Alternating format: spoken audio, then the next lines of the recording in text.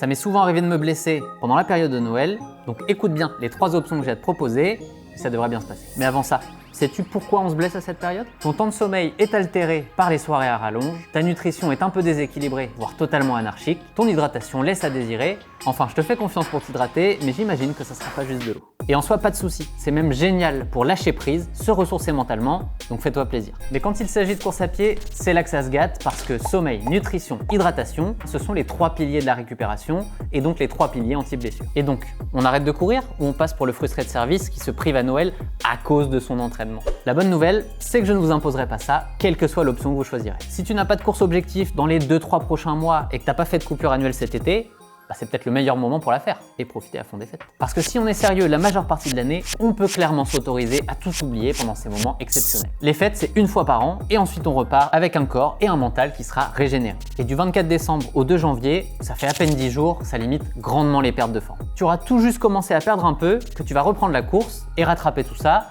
Donc si tu hésites, profite. Mais en vrai, une option hybride est pas mal aussi. Pas de coupure de l'entraînement en tant que tel, mais une adaptation intelligente de l'entraînement. En gros, tu t'entraînes fort juste avant les fêtes, avec un fractionné le 22 et une sortie longue le 24 par exemple, et ensuite t'es tranquille. Parce que si tu t'entraînes bien, tu as des semaines de récup, donc tu peux la placer du 25 décembre au 1er janvier. La semaine de récup, c'est pas une coupure totale, mais une semaine d'entraînement beaucoup plus facile.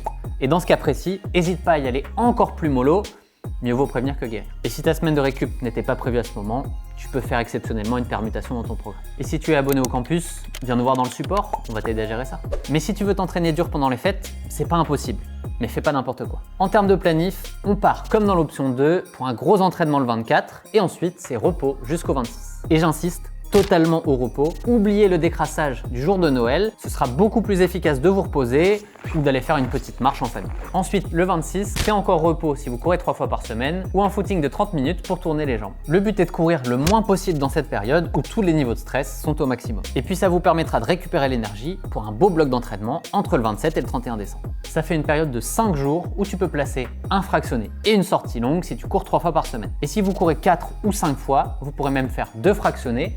Vous aurez la place pour avoir un jour de récup entre chaque séance. Et après ce gros bloc, c'est simple, vous avez le droit à une bonne récup jusqu'au 2 janvier. Et si tu veux comprendre comment la semaine de récup fait progresser, je te l'explique dans cette vidéo.